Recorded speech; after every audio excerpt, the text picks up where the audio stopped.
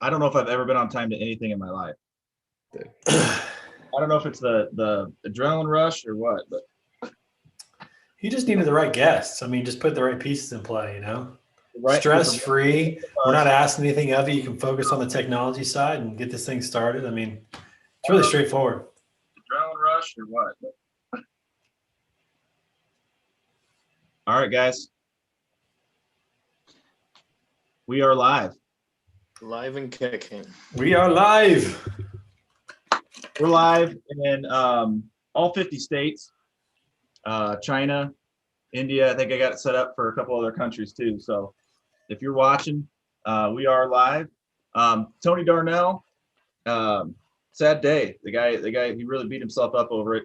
I think it's only the second one he's ever missed, but he had to do something with work and nothing he could do about it.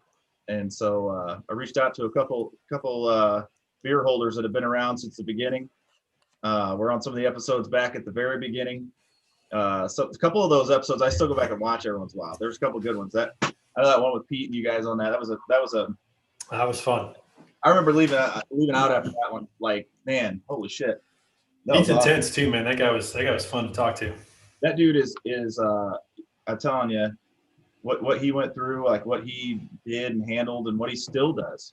I mean, like, yeah, he's something else. He's definitely an inspiration. So, but yeah, so we got Will back on again with us.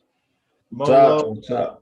Solutions. We talked a little bit about his award, that he won the Anheuser-Busch, whatever. But we got recognized on one. I didn't see Molo on the list either at all. So I had to throw that out there. Man, it must have been one of those ones you paid for or something like that, right? Yeah. I actually said that too. I was talking about order. I was like, how much you pay to get on there?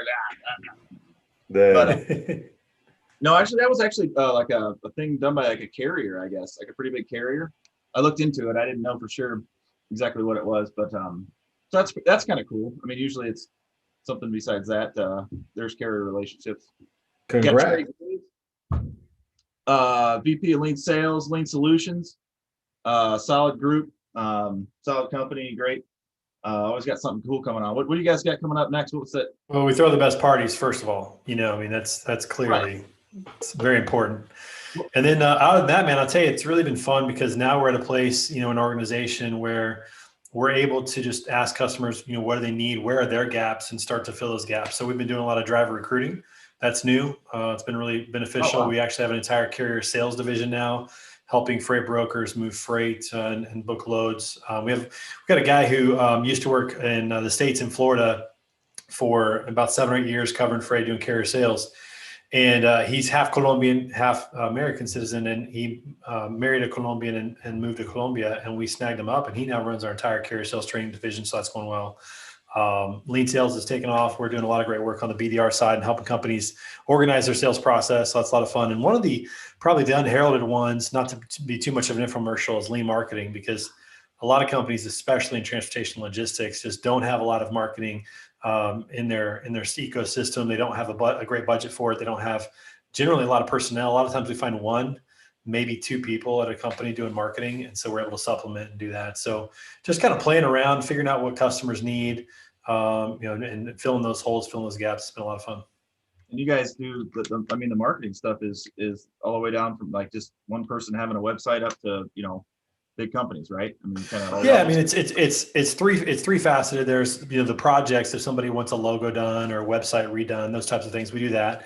We also have customers on retainer that just basically book us for a certain number of hours each month, and we just do whatever they want us to do, and it changes based upon their needs. And then we also staff out marketing needs. So if you need a graphic designer to join your team, we can staff that out in Colombia. Some incredible talent down there. So just depends on what you're looking for and how we can really supplement what you already got going on and help with strategy too. We've got a really good partnership between marketing and sales inside Lean Solutions Group. And so we take a lot of those best practices that we've kind of figured out, and also with other clients, and then we can offer suggestions and create a few strategies and help out in that way as well. So yeah, it's going really well. Nice. And Nick, we got to get to you. I always got to have an update on you, man. I don't know what the hell you're doing. He's not sleeping. We know that. He's not sleeping. He never sleeps. We know he's working, but So what's going on? What's going on in your neck of the woods over there, man? Today I'm actually in Wales today, and then again in England next week. But yeah, so what's going on? Like, so Cybers 21, we're launching quite quickly, quite shortly in the US. This has just been a long time coming, I would say. It's going to be huge. I just can't wait for that one. That's we've been doing quite a fair bit beforehand here and trying just to get the name out first. And I just can't wait to Trey and the guys. We've been having some dialogue behind the scenes, and I just like it's. I don't know what's bigger, Cybers 21 US launching or or us going into orbit with Cybers 21, SpaceX. I mean, they're SpaceX, neck and neck. Going hand in hand here. I would say we'll blow it out of the water at some point, but yeah, just keep your eyes out on this because this is going to be huge. Do well by doing good. That's the Cybers 21 model right there. Will you guys take Dogecoin? Sorry? Will you guys take Dogecoin? We take Doge as payment. Any coin that we can get. Any currency. Right. I'll take it. As long as it's a sustainable coin, right? Then we're right. Well, this isn't sustainable. Give you some money though. That's a good thing. Exactly. So can't wait for that. So just keep your eyes out. So we talked quite a bit. I know Trey touched a little bit because I know you had your with the lean solutions, the mastermind. I always keep it hung here. Mastermind event. Look at that, credentials and all. That was awesome. That was a great time. That was a great weekend. That was incredible. Yeah. It wasn't just like, like I met our account rep for you guys. I met a couple of the people, but it was, and of course the experience and everything, but it was also just, getting to see people for the first time. It was the first time the whole My Beard crew got to get together. I mean, I'd seen Tony many times, but Brandon Bay literally was running across the parking lot when we got out of the taxi, me and Tony. And like tackles, I didn't realize the dude's like 6'5". And I was ready, I'm like, who is this guy? And I saw Josh Kale walk behind him. I'm like, oh my God, that's freaking Brandon. But so that was pretty cool, and just all the events and stuff. But when you look at that and putting that together, what has that done? For your brand, for I mean, just even the feedback you've gotten from the people that went as well. Touching on just, marketing, relationships, and that networking too. Yeah, I mean, that was kind of a response to a couple of things. I mean, one, a core value of ours is building relationships with customers. And that's something that Lean does probably better than any company I've been associated with. I'd put them up against just about anybody in terms of that regard. So that was something that we want to do. But then secondly, just not being able to be in person. And, there's just a difference between having video calls or phone calls or emails and actually getting to spend time with people and have a meal, share a drink, go play some golf, whatever it might be. And so we really wanted to establish that again. COVID was getting better. So it seemed like the right time to do that. And so, I mean, the event itself went off really well. We had incredible content there. We did about 3 hours during the mastermind event of, talking about industry stuff with Cassandra and with other panelists on there that were tremendous. Doug Wagner and Kevin Nolan, Trent Broberg and Justin Hall, and just a really good panel. And then we talked a little bit about Lean and how people could leverage Lean to spur their growth and have high quality and all of that. So we talked a little bit about some of the new things with Lean, and we had some entertainment there. We had a couple of NFL guys, Marcus Ogden and Marlon Greenwood and Vernon Fox who were there. And so it was just a really good event, about 3 hours of good content, but honestly, like 48 hours was just playing. I mean, we were just having a good time. And that's opposite of a lot of conferences that you go to. Most conferences you go to, I think they feel the need that they got to be heavy on education and light on fun. And we just took the opposite approach of, we're going to provide just a couple of snippets that they can take with them for the weekend, but we're really going to have opportunities to build relationships, not only us with our clients and our prospects, but our clients and prospects together, and let them talk about it, our service, and have our customers, talk about our service to our prospects. That's a huge win for us from a sales perspective and a credibility perspective. So we got a lot out of it from both the customer relationship side, but also the opportunity side, not only with existing customers, just hearing about some of the new things that we're doing, getting caught up to speed on what we're doing, what's new, but also with new opportunities with prospects that were able to join us as well. We had several prospects, believe it or not, that came out to the event, probably just have a good time. I mean, it's Vegas, and we're months off from working with us. And after being there, started with us within a month. So we were able to see, I think, just the momentum of seeing us and getting to know us as a company and our customers and wanting to be a part of that. So, I mean, that event paid for itself in spades. And you think about it, we spent about the same on that we would have spent going to a trade show. But the difference is we had complete control of the itinerary of the event, so we could have a much bigger impact, a much bigger presence, and really do what we wanted to do, which, the dune buggies were great. The golf outing was great. The paintball I heard was awesome. I stayed out of it because last time I did paintball, I had quite a few warts and the welts, and decided to stay away from that. But I heard the paintball was great. The football game was, the party was fun. The game wasn't great, but the party was a good time. I think just the whole weekend, people just enjoyed being together. So it was a big hit for us. Yeah, the golf was rigged, but besides that, it was totally. I mean, if I'm going to put it on, I should win. I mean, I'm not going to sugarcoat that. Tony Darnell's team was not good first. Dude had like dad jeans. He had the lawnmower. He was wearing his lawnmower 5s, what I always call them. Those grass stained New Balances. Hey. Right? He was a dark horse, man. I'm telling you, he had some good shots, you should have put him on your team, but whatever.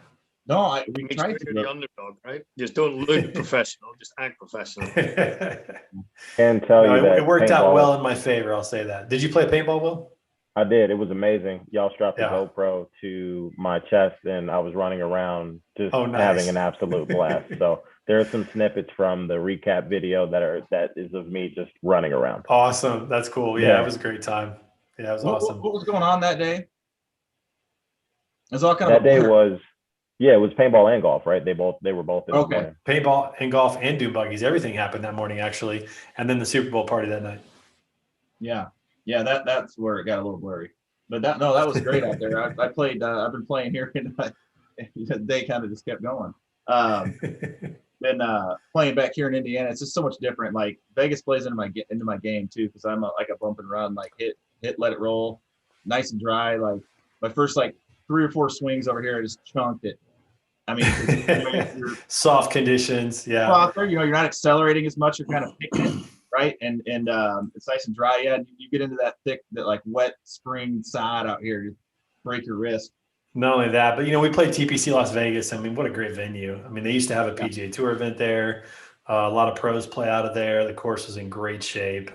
We had some great prizes at the end. We gave away some flags and some driver covers and hats and all that. Only to the winning teams. I don't think. Did you get anything, TJ? I don't think you did, but the winning teams got some cool stuff. Oh, did you get something? Okay, I wasn't sure about that. Yeah, we got, what did we get? Like a grab bag of stuff. Yeah, I got a little, you got some lean, everybody got some lean swag, but I was talking about for the winners, the prizes. I don't know if you got anything. No, I don't know. I know that. Brutal. Well, I think, what'd you guys get? Because you guys were using e-log or paper logs, weren't you? So I know there was a lot of erasing going on. We were using pencils with erasers. That's for sure. That is true. I'm like sticking true to it, but no, Brandon was just too tall, and I think that was our downfall. Let me tell you the other cool part about that. One of our brand ambassadors, Jared Wolf, who's on the Corn Ferry Tour, he's won twice this year. He'll be on the PGA Tour next year. He was out there and he played about 2 to 3 holes with every group after doing a clinic. And there are guys that were watching him hit balls at the clinic that were just absolutely mesmerized. It was fun to watch, and Jared did an incredible job. But everybody really loved it. I mean, it was just positive feedback. The event was great. The golf tournament was a lot of fun, and everybody got to watch a pro up close and personal playing golf, and it was pretty cool. Yeah, except for when he got to us, I think we were the last group he ended up playing with, and we only used 2 of his shots. He was apologizing. Well, he had just made an eagle with our group, and then I think he was just kind of petered out after that. Sounds about right. Yeah, but he ran out of. He was like, oh, "I'm sorry about this, guys, man. I don't know if I'm tired or what, And I'm like, "I appreciate it, man." We ended up losing by a stroke or 2. I'm like, "Got it. That sucks." Hey, that works out, But no, that's fun. You look at times like that and the value of those. Just the people that I got to meet, and then not only did that I met there, but then just in conversation, that they're like, "Oh yeah, I saw you out there, right? Or you were out there. What all did you do?" And I think, if you look at, I think, like I said, if you look at, with COVID and everything, how it went down and how, everybody, went to Zoom and went to, the virtual stuff and the podcast and all that and all this networking. It was nice to finally get to meet people. And I think that's going to continue. I think it's going to bring some excitement into some of the networking events too. Oh yeah. I know when Nick gets here first time, I'm gonna be standing like right there at the airport, like with his name on a sign. That's right, with a sign. Yeah. We should all be there for that. No doubt about it. Tony will be out front with the band running, we had about 125 attendees this year, which we thought was great. And I mean, we're shooting for over 500 next year. So, put it on your calendar out there, especially if you're a lean customer next year, Super Bowl weekend. We'll be doing it again. And, customer prospect, we'd love to have you. And again, we're looking for having somewhere around 500, maybe a little more next year out there. It'll be a lot of fun. From a guest standpoint, it's almost like, I don't think you're going to beat the first one, just like from my standpoint. Because like now there's gonna be so many people. Like the first one was like small enough where it was like, you kind of get to know everybody. It's going to be tough. We're going to have to find some new facilities. There's no doubt about it. Those kind of events, we had this conversation the other day where I was part of it was like a global marketing event as well from a company, and we got invited to go to Ibiza, and that was like everybody still talks about it like almost 8 years later, and it's like that was, I think it was around 500, and yes, you might pump some money into an event like this, but like the return, because this is one of the things that and I was actually reading one of the posts from, I think it was Blythe, who was talking about your return of investment on marketing, because a lot of times your content, your whatever, these kind of things is not, you can't calculate that straight away on the back of it. This is more the gray area, whereas like you put yourself out there, the awareness, listening, because I think this is the main thing. You were talking about this earlier, Trey, where you said, like, this is the time for us to listen, because there's a time for you to talk and a time for you to like, put your brand out there and everything else. When is the time to listen? Get your potential clients and your clients over, and these are people with needs and requirements and hobbies and wives and kids, and let's listen those 2 days and see what they're up to, see who the person behind the, a lot of times we've got these screens and everything else, we've got the logo of the company and whatsoever, but who's the person behind it? That's the important part. And I think with an event that you do like this for 2 days, the first probably couple of hours, or the first half day, it's probably a bit uptight, like we've all been on Zoom, all of a sudden it's in person, COVID made us all a bit less social in that sense, but it's, like we needed to get used to again to being in physical contact with other people. And then like I think, the rest of the 2 days, that's when magic happens. That's when you get to know everyone. Yeah, it was a huge difference just meeting people that, to this point, I'd really just seen their picture on LinkedIn or watched the video or saw their content. Getting to meet Andrew Silver, was great. Matt Pye, some of these guys that are, titans in the industry, Kevin Nolan, who I've known a little bit, but it's been a long time since we spoke. Doug Wagner, I'd never met. There's just, it was great to meet some of these people in person. Chris Obrey, and just there were just so many. And of course to see, TJ, who I've talked to a lot, but never actually seen him in person. That was the first time, and Brandon Bay, same thing, Tony Darnell, these guys that we've, connected with and have never hung out. It was great to just hang out and laugh together and tell stories and have a common experience. And now, look, we're still talking about it 5 months later, and we'll be talking about it, till next year and then well beyond. So yeah, it's weird. When I met you, go ahead, Nick. No, I just wanted to say one of the great things about Zoom, right? And you were saying that, TJ. One of the great things is we're all the same size. You meet each other in person. You find out that one is 6'5" and you're 5'7", right? So that's the funny thing. Yeah, Brandon Bay's huge next to me. I don't know if we should have gotten a picture. Huge. Like most people are big next to me. That dude's huge next to me. Hey, you got TJ. You got a picture, right? The crew of Hold My Beer. What's that? You had a picture done with the TJ did have a picture of that, yeah. Where at? Well, from Vegas. You take a picture of the crew, yeah. You definitely can tell on that one. It was a good one, but it's funny because you look at like the importance of it though. And my biggest thing that I found was and I'll tell you, when we first started doing all this, you know, I think people were kind of like, I think they were liking content. I think they were liking the talk. The logistics industry kind of took off. I mean, there's a lot of people I know that weren't even in it that started getting involved in it. And because it's such a, I think it's just such a fast paced industry that just consumes you. And when you get removed from that atmosphere, I think you saw the people just getting on LinkedIn. I mean, like they were, you know, obviously working too, but like, and it was a little bit slow for some companies and whatnot, but they were still just moving and wanting to talk freight, wanting to be involved in freight all day long. It's kind of like what the fuel of their motor, right? And it just sparked a bunch of new podcasts, a bunch of new, you know, all different types of things. But you know what I found was people it was so crazy to really open my eyes to like how little training there is, or how little you know, content there is in the industry, and in which people would message me like, hey TJ, like I saw your hashtag, your hot minute, you know, like that was awesome, like what else could, you know, any other tips? And to me it was weird because it was like, you know, I was kind of sharing that because it was either like maybe it's going to be a topic on you know, Mad Gaines when we come on, I used to go on that show with Sandra, or it was going to be a topic on, or it was just a hot topic out there. And it was crazy to see how many people like craved that that type of content, you know. And it's like I don't know, it's you don't have to be that smart, right? You don't have to be like you crazy, just talk about some experiences. You know, most of my stuff I put out is just basically something I ran into that day, you know, that I may be thinking about on the way home, or something that I thought, you know, I think maybe people might like. But what you end up doing is selling yourself. Once people know like who you are and kind of what your you know, what your mindset is and what your morals are, and just kind of how you approach things, they're a lot more likely to do business with you. I've had you know, I probably had 2 or 3 customers that have called, that I have now, that call me just directly. Like one called me on my cell phone.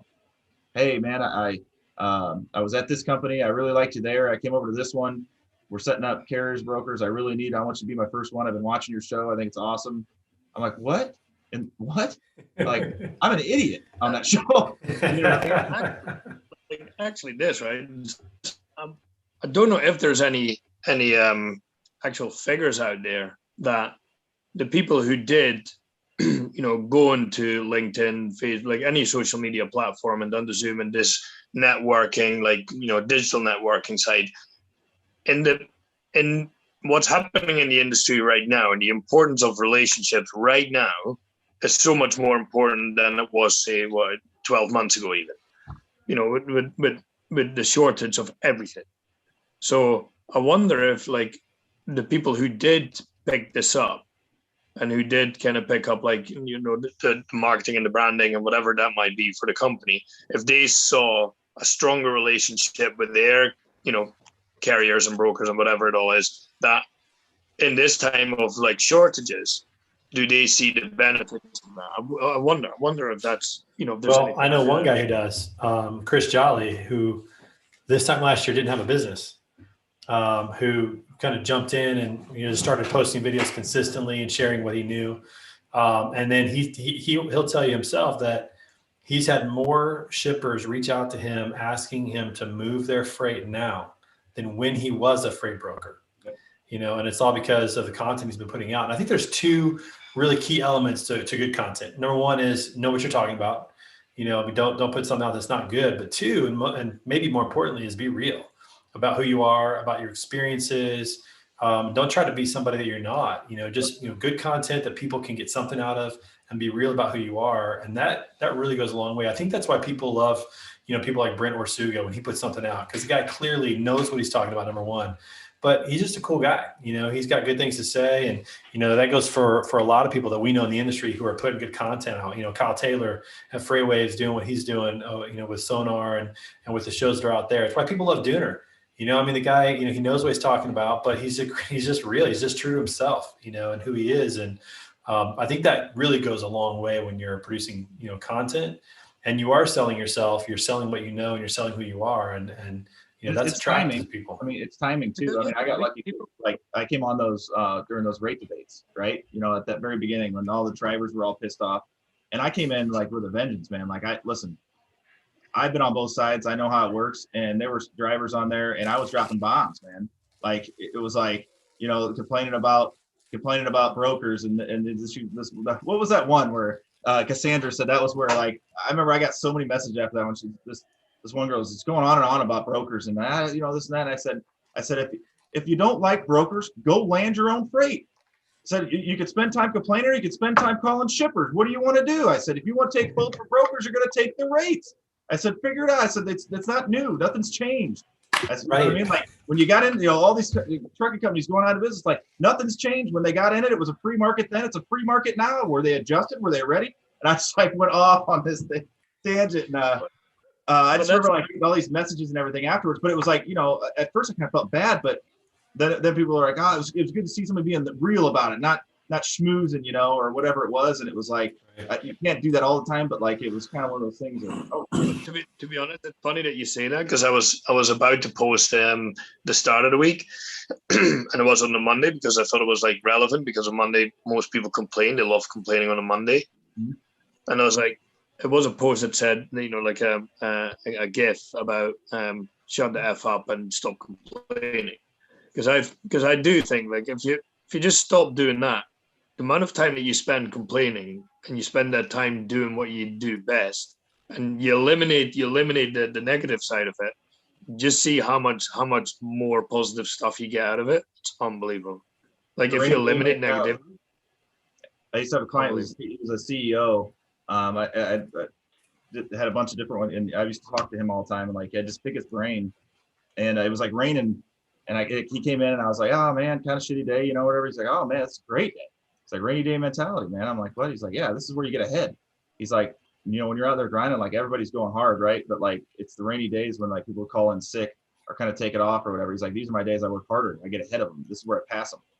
You know, I mean, that's, you know, it's interesting when you say that. I played golf in college, and the days that I loved the best were the bad weather days. Because the guys who had a bad mindset, maybe they hit it further than me and they were better than me, but if they had a bad mindset, they came back to me. And so I love those days, you know, because I put my head down, keep working hard, stay positive, and good things happen. I'll tell you a funny story. In 1998 conference championship tournament, we started, it was in St. Peters, Missouri. And the first round was in a downpour of rain. And I was the first guy from our team to go. I was number 5 on the team. So I was the first guy to go out. And I go out in the rain and I birdied the first and the second hole. Just dumb luck. I don't even know how it happened, but I birdied the first 2 holes. I came back in and everybody's complaining, like everybody, because they're just soaked. I mean, our bags are soaked. We're just soaked. They brought us in after 2 holes and stopped the tournament until it stopped. I remember the guy was like, man, how was it out there? And I'm like, I birdied the first 2 holes. I thought it was pretty good. You know, it was like one of those things where I think because of the mindset, it didn't really bother me that much because I love those days. I truly loved bad weather in college, but it ended up kind of almost being a positive for our team. Like, we're going to win this thing. Everybody else is complaining and negative. We're going to win this thing. And we did. We ended up winning the conference tournament, which is cool. For us, for me, it was kind of the same thing. That kind of almost brought me more focused in because I didn't want to be around the surroundings or like, you know, focus on the surroundings. But yeah, I grew up, man. My family's also, you know, Scandinavian, ice fishing, snowmobiling. My dad's Scandinavian, really? Winter. Yeah, Norwegian. Knutsen's Norwegian. I mean, he's more active in the winter than in the summer. I mean, like that's what we did. So like, you know, playing football and stuff. I mean, Will knows like you go out and play football, you take a helmet, you know, like to the forearm. Remember the shivers, man? Like, I loved it. Like I had to get a couple of those in. You know, I go over a pole and hit my arm on it a couple times just to like get it numb already. And you could tell people, you know, shying away from hits. Crazy. People shying away from hits, you know, because they're cold, and that's when you could pop them. You know what I mean? Like the hardest. And you know, not to mention, you know, I wasn't the fastest, so it kind of leveled the playing field as well. But no, it's a mentality that, you know, you're either excited or you're not. And same thing, you look at, especially in the freight industry, like, you know, situations are going to go down, man. And I'm telling you, you can go into a shell.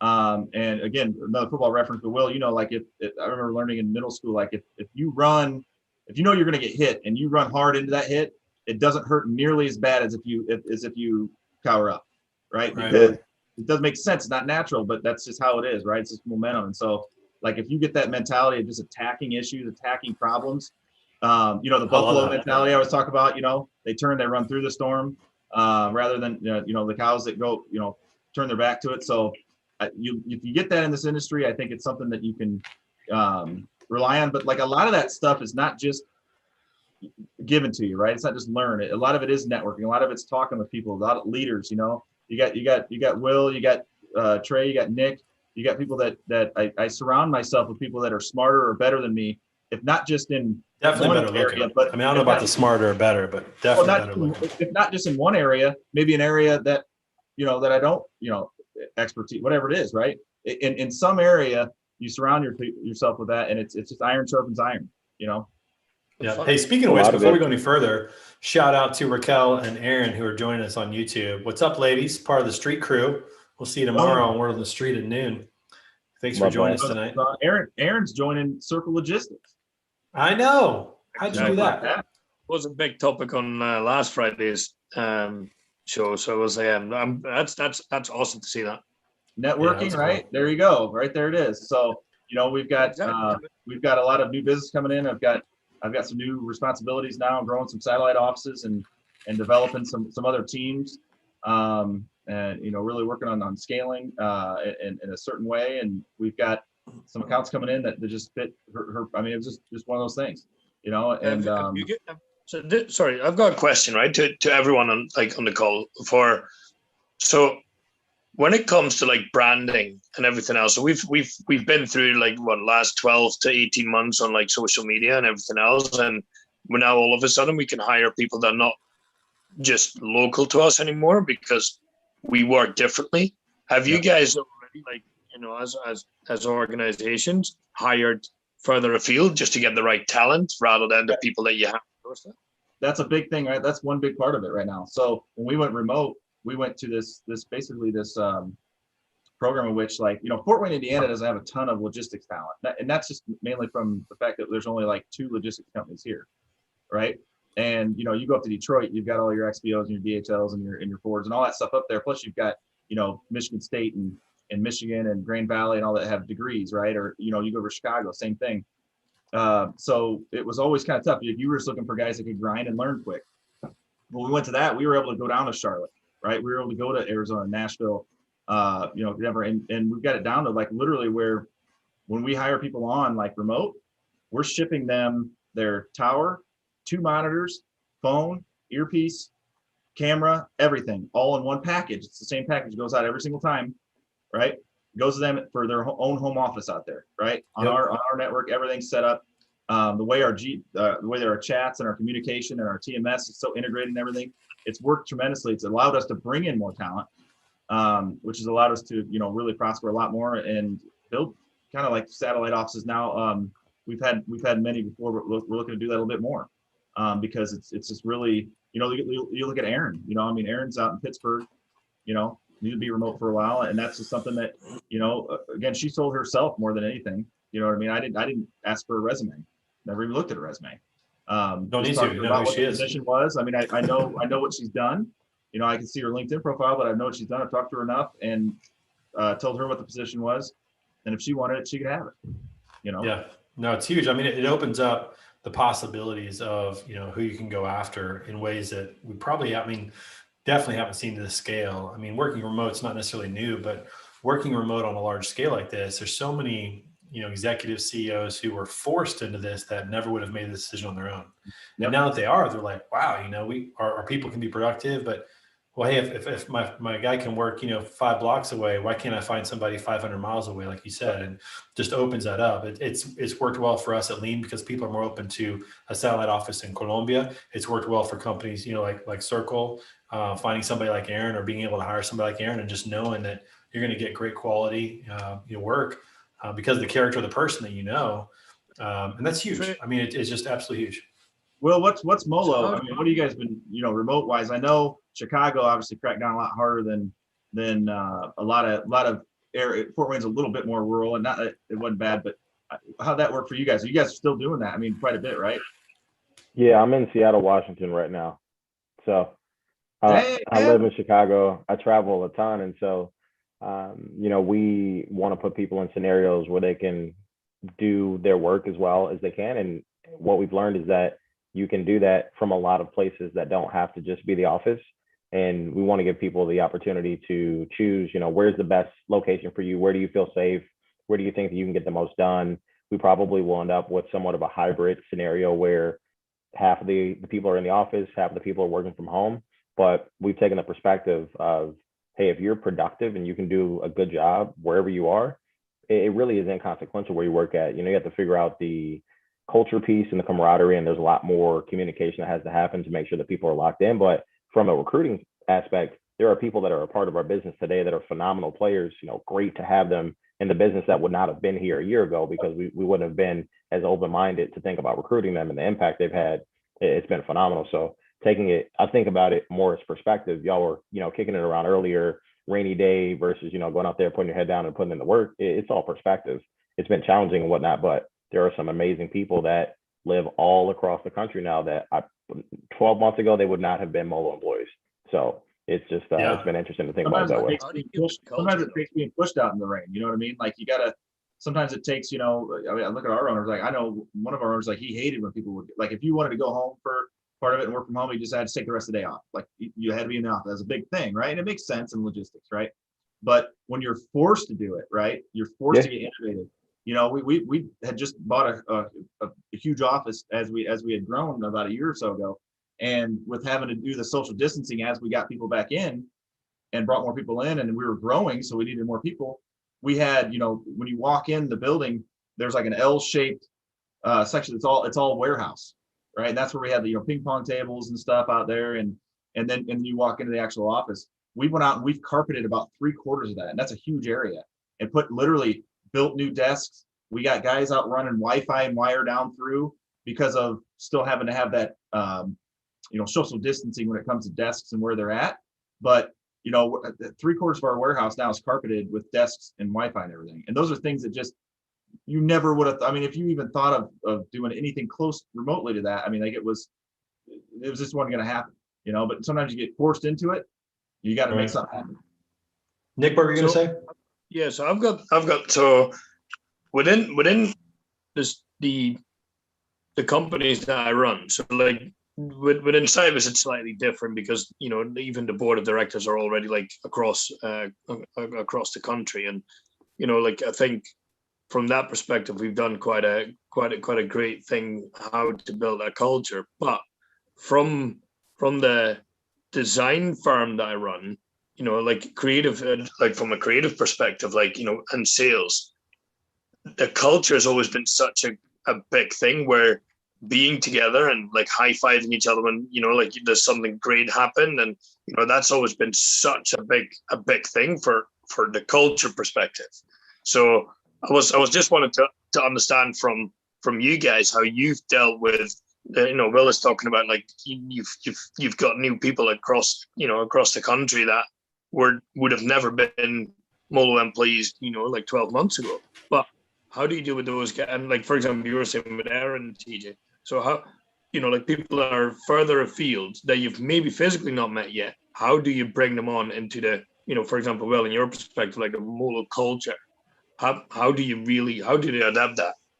That's the tough part. So when you look at it from that standpoint, I always say that's what, when people complain about Landstar, I think that's one of the biggest things there is that, when you get that many satellite offices, or in that case, agents, it's hard to have that culture, right? Because everywhere, each little office or each agent, wherever they could be, can act or do whatever they want to, and it's not a company culture. So we've had a thing in which we fly or just pay for them to drive for close enough, each one of them out for 2 weeks to start, a week or two, depending.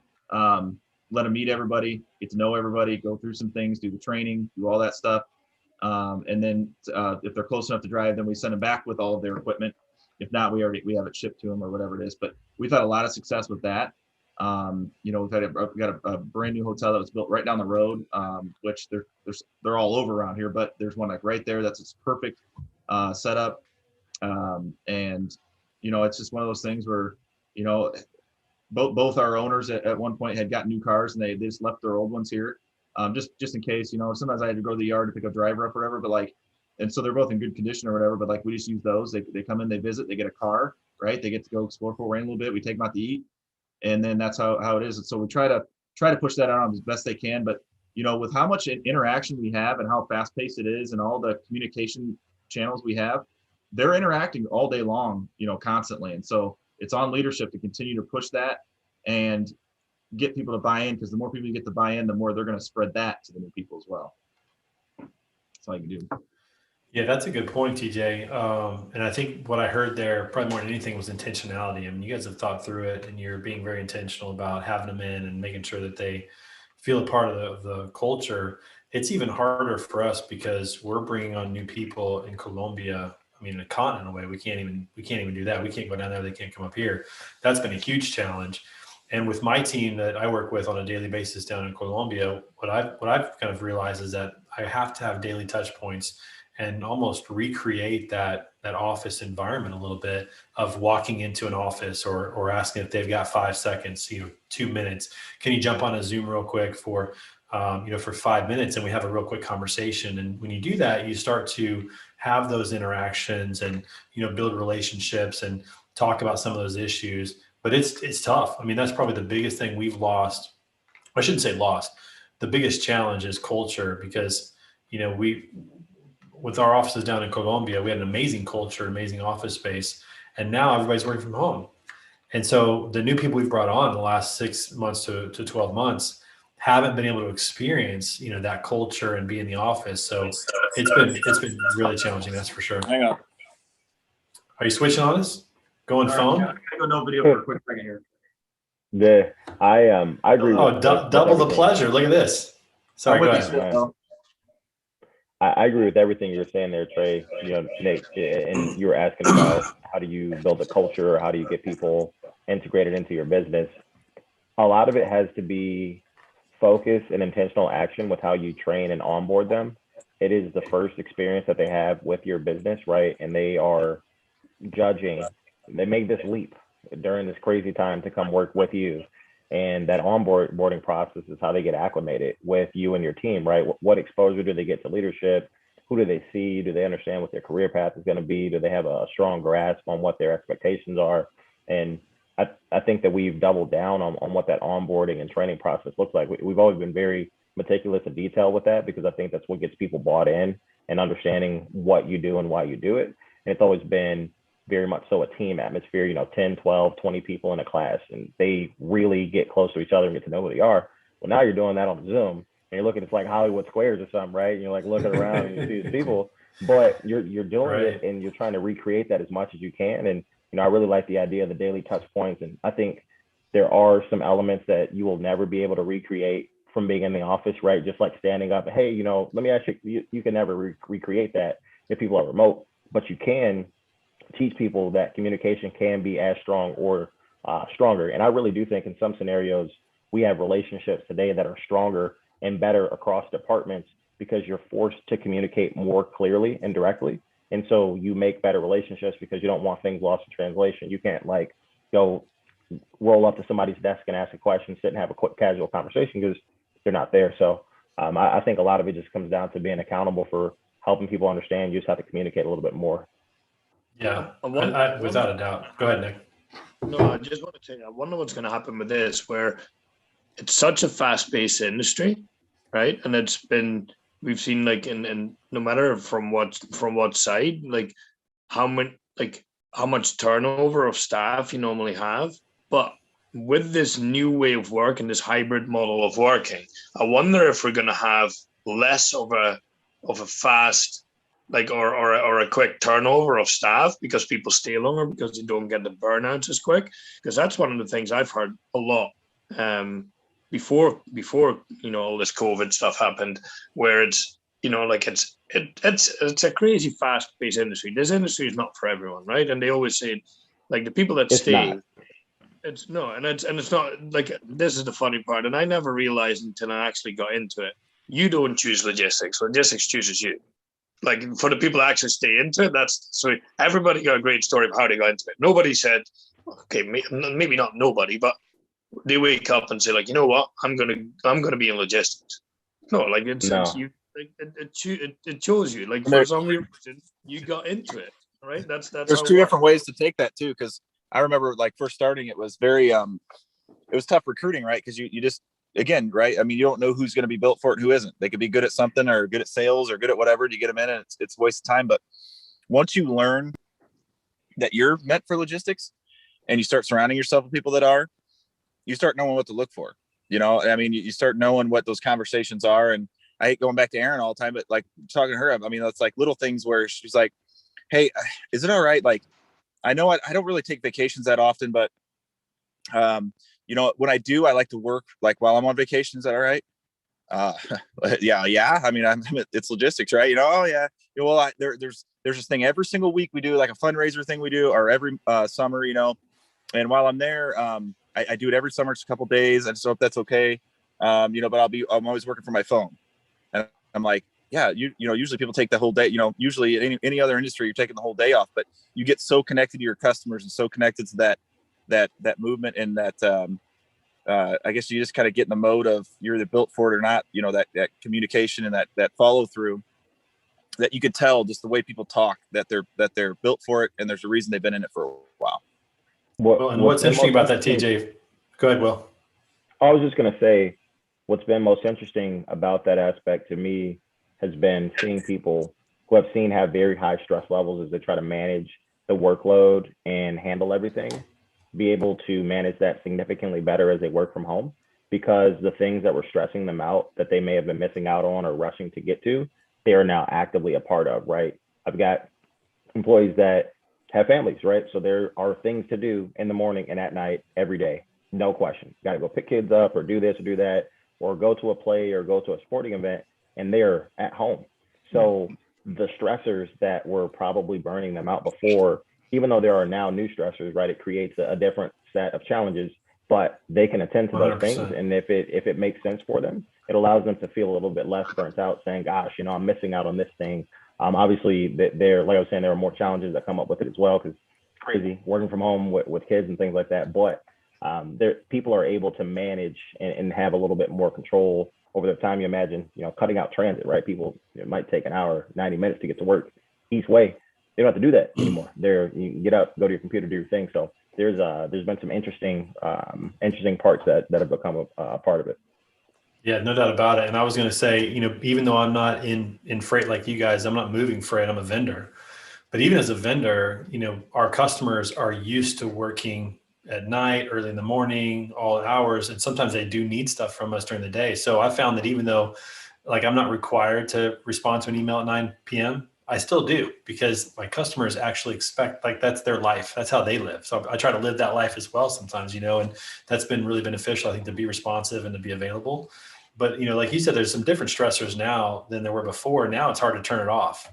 You know, now it's hard to really, you know, have a distinction between work and home. And that's a blessing in some ways, and it's a curse in others.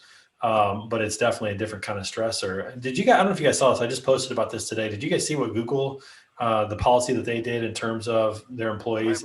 They said, I think 20% of their employees are going to be virtual 100%. Another 20% is going to be in the office 100%, probably mainly leadership and things like that. And then that middle 60%, they're letting them do flex schedules, 2 to 3 days a week in the office when they'd like or when they need to be in there. But what I thought was really cool, I saw this new policy. They said they're giving everybody up to 4 weeks to work remotely anywhere that they want. So if they wanted to extend a vacation, you know, instead of just taking 1 week, they could take a 3-week vacation or a 2-week vacation or go visit family and still work from those locations. So it's not a true vacation, but they're getting the chance to maybe be flexible or do something else. And I just wonder how many companies are going to have to change a lot of their policies to accommodate this kind of new expectation, this new workforce. And imagine this, if you're an employee and you work for a company where they're not putting in some of these flexibility things, and the company right next door is, you know, there's a good chance that, you know, you might lose an employee if you're an owner by not making. Yeah, it's part of the recruiting now. That. And I think that the stresses that are added are true, Trey, but I think for some of us, I never turned it off before. Right. I know. I'm up at 2, my life hasn't changed at all. If it's 2 a.m. and I've got a forward load that needs to deliver, I'm gonna shut a plant down. I'm up. You know what I mean? I'm finding power only, but you know, I think what it does is it's allowed me to be more efficient with before. You know, instead of not having a process or not having easy access to stuff, I've got, just like what we'd send home with you know, what we send to our remote people. I've got that whole office now set up in my garage, right? I can walk right out there, get on the computer and go. And I've got everything accessible, everything. We're already used to it. So it's not like we're stumbling through it when we're not there and having to rush into the office. I remember Sundays, you know, on a Sunday, I'd be rushing into the office to get something done. But now I can just get on and get it done at home. So Yeah, for or me, just it's made me more efficient. not only What do you that, but think? again, I go back to what you said, Will, just the flexibility of it all. You know, I mean, imagine if you're wake up in the morning, you got a little cough, and you don't know if you're sick or if you just had some allergies or something, but you really don't, you want to get anybody sick. You can still stay home. You feel great to work, but you're just nervous about going to the office. Now you have that ability. Your kid has something Absolutely. come up. They got to be somewhere at 9 in the morning. You know, you and your spouse both work.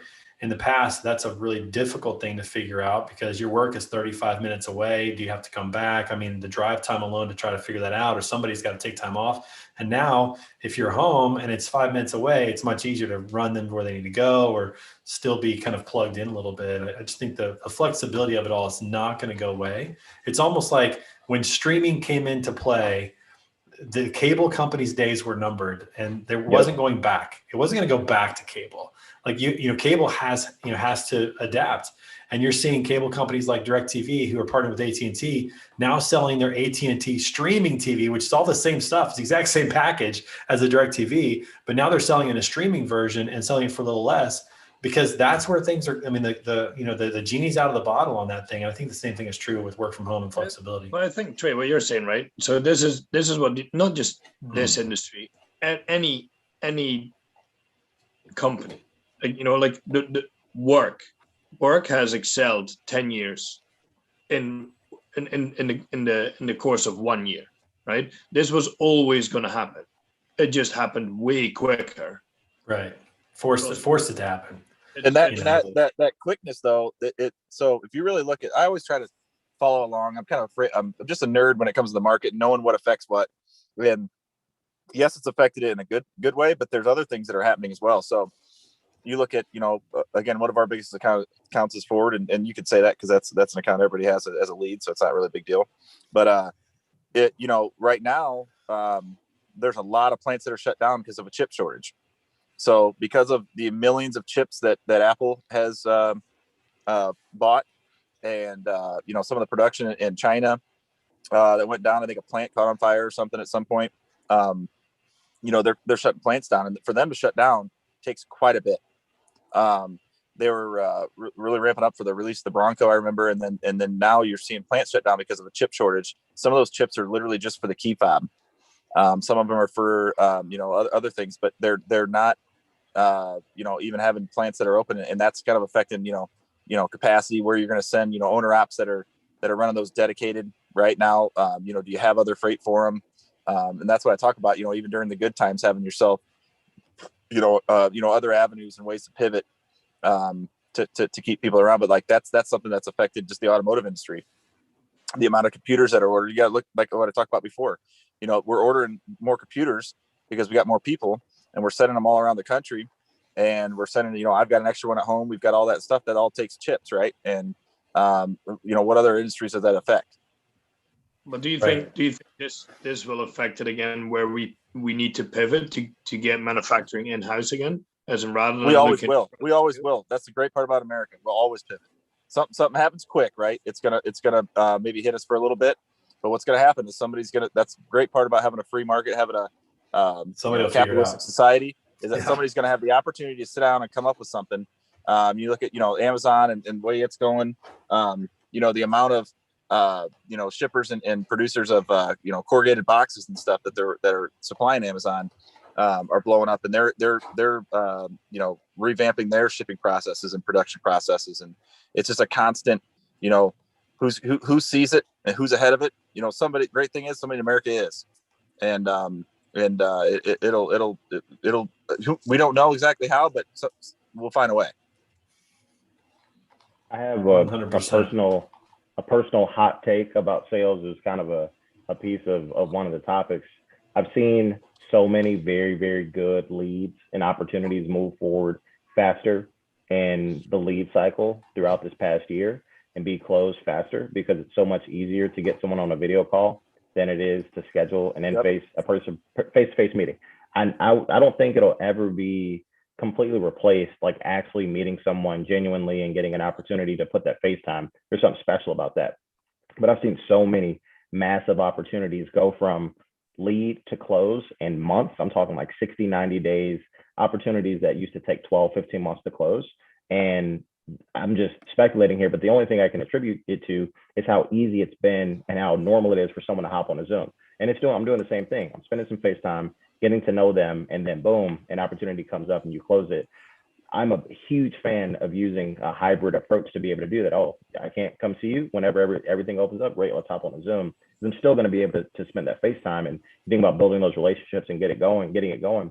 There are people that I hadn't seen ever. Like I never met them. And then you finally see them in person because I've seen them on Zoom forever. Oh my God, it's the greatest thing ever. So I think that's a huge way for us to look at being efficient, right? Like, all right, I don't need to go to see those customers in that particular time frame. If we can't get it lined up, hop on a Zoom and get it going. That's huge because like if you look at like just the fact that, you know, a lot of parents, a lot of grandparents, in order to see their grandkids or kids, they had to have Zoom during the shutdown, right? They had to get it on their phone. They had to learn how to use it. A lot of those people were the ones that were like, I don't like technology, right? You know, I don't do technology. I don't do those things. And you look at just the customers in general, right? Like leads we go after.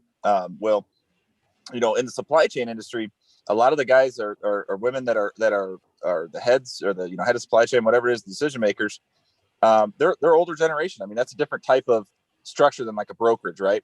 Where it's not as fast paced. It's a little bit more, you know, tenured out. You know, the guy's been at 30 years, right? You know, and that's what he's been doing for that long. And he doesn't do technology, right? He meets face to face. That's what I do.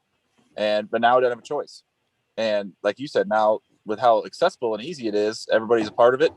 And it makes those people that were not as accessible that much more accessible. Yeah, and Will, you make a great point. Like it's easier to get people on a Zoom call. It's also just more acceptable. Like TJ said, like people aren't expecting you to come visit, you know, so they will jump on, and they're not expecting you to come, you know, help do training or onboarding. They can do it virtually. Like they're almost forced into a new way of doing business. And I would agree with you. I think the deals are happening faster. And again, I don't think it's going to change. I think that's going to stay. There's always, I mean, we just took some people to the Cardinals game last week. It was great getting to be with them. You know, it's going to speed things along. It's great, but it wasn't necessary, or at least not as necessary, but it definitely helps. I think the hybrid approach is going to be big moving forward, especially for, I mean, think about this. We say, you know, we're probably going to save the travel for the really significant opportunities, you know, because now we can maybe close a smaller deal virtually, you know, and it works better for everybody then, you know, save our money to do these big events like Vegas and have everybody come out, you know, so 100%. It's definitely a different strategy, but it's accelerating sales. That's for sure. Yeah, I mean, and we didn't even talk about, like you said, the money that you can save doing it and still be able to get the result that you want. It was funny. I had a Zoom the other day with a really great, you know, really good shipper, and this guy hops on. He's got a Long Island. He's got a New York Islanders hoodie on, and we just start talking about sports immediately, right? And so, like the whole process of like being all buttoned up every time you got on a collared shirt, and you know, you're like bringing your super hyper professionalism, which is still a part of the game. People are just being people, right? And for 15 minutes before we even talk about freight, we're just like laughing it up about the NHL. Yeah. And I'm like, man, this is awesome. Like I want to do sales calls like this all the time. Icebreakers are way better now than they used to be. I mean, that guitar up there, I can't tell you how many times I get on a call. I'm like, what kind of guitar is that? You know, or what do you play? I missed it today, though. Am I the only one that's done it? But I'm not lying to you. Literally threw out a circle button up and was in my underwear in a meeting. Has anybody ever done that? I always have pants on, but they're like sweatpants at least. So you are a wild. I've never been that bold and courageous, my friend. I was getting ready. I was gonna go in the office. You know, I had my pants in the dryer on the damp cycle. You know, unwrinkle them, and I get you know, kind of an issue going down, and what the customer's like, hey, we need to jump on a call. We talk about this, and I didn't see the email at first, and I saw it. I was like, oh, I'll hop on now. So just jumped on, and sure enough, it looked like I was, you know, crunching numbers. You know what I mean? Oh, that's hilarious. I've never done that, but that's pretty bold of you, my friend. I've had pajama shorts on before, but I've never just been wearing underwear on a call. Will, man, good to see you, man. Thanks for coming. Yeah, I'll catch y'all later. Thank you. See you, Will. See you next week, man. Thanks, hey, guys. Hey, I appreciate you coming on. Again, always good to have you too. You know, one of the originals. You know, we're back talking freight, but hey. You know, we used to talk freight, and but this is part of it now. You know what I mean? It's just part of the world of it. And it's very, obviously relevant to everybody. And it's nice to hear, that other people are going through the same things and how they're adapting and seeing, the positives of it, because, you can focus on negatives, but that gets you nowhere.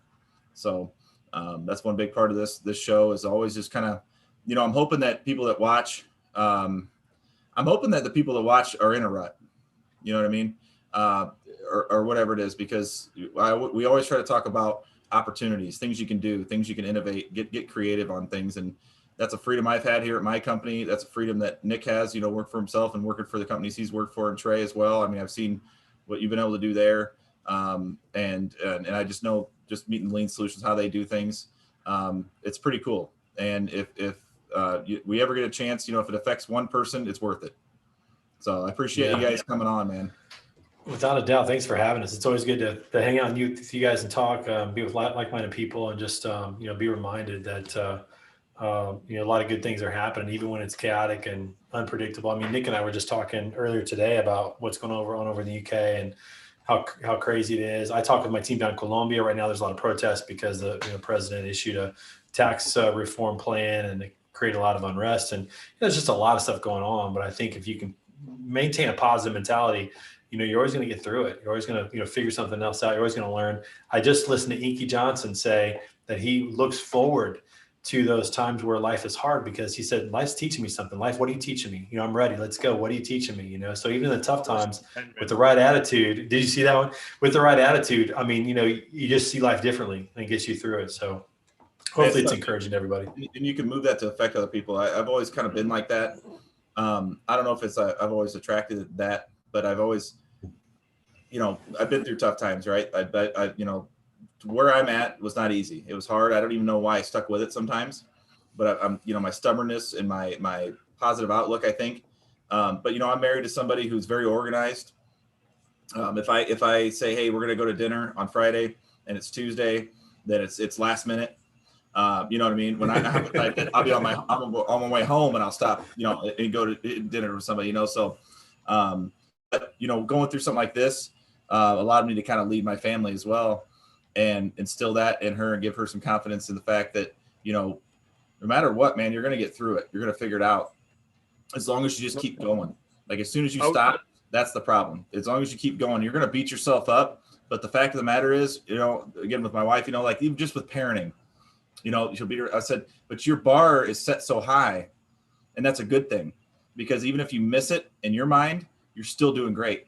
You got to understand that, and you got to continue to push forward, because, in your mind, I talked about the other day, with golf, maybe you may think that it's a terrible shot, but at the end of the day, you step up with your 3-wood, right? And you're 250 yards out on a par 5, and you aiming straight, and you hit it way left, but you still hit it far. You're still a pitching wedge in, whether you're in from the front of the green or from the side of the green.